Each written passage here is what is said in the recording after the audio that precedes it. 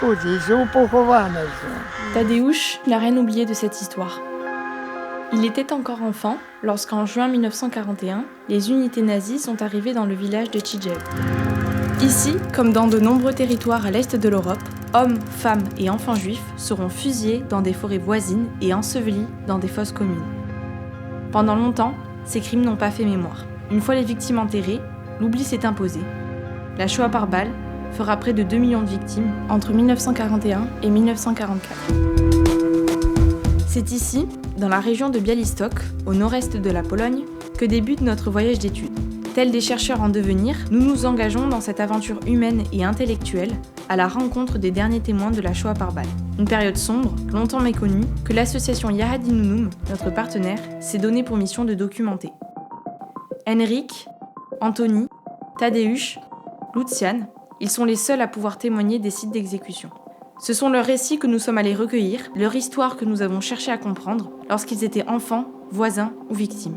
Les écouter parler, ce n'est pas entendre de simples chiffres. C'est s'approcher avec eux au plus près de la complexité du génocide. Mais ce n'est pas seulement une enquête sur le passé que nous avons menée. Avec Mariusz, activiste de la mémoire, ou Agnieszka, sociologue et anthropologue, jusqu'au village emblématique de Jedwabne, nous avons saisi combien la mémoire de la Shoah reste conflictuelle en Pologne. Il y a une question essentielle autour de la mémoire en Pologne, c'est pour savoir si les Polonais ont participé ou pas à la Shoah. Et en fait, on a deux écoles qui s'affrontent avec deux discours politiques derrière. À Treblinka, c'est une autre échelle que nous découvrons. Les mots nous manquent pour appréhender cette réalité insaisissable, hermétique au cadre théorique que nous avons étudié jusqu'ici. Près de 900 000 déportés, pour la plupart juifs, y furent assassinés et brûlés dans d'immenses bûchers à ciel ouvert. La majorité des juifs du ghetto de Varsovie seront déportés et assassinés dès leur arrivée dans ce centre de mise à mort.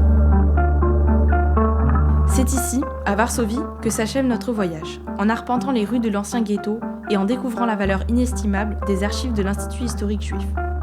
Il est impossible de résumer en quelques mots la richesse humaine et intellectuelle de cette expérience, mais c'est le sentiment d'avoir accédé à la dimension universelle de la mémoire de la Shoah que nous retenons, celle qui nous élève et nous oblige. À Białystok, Treblinka ou Varsovie, nous sommes à notre tour devenus porteurs de cette mémoire.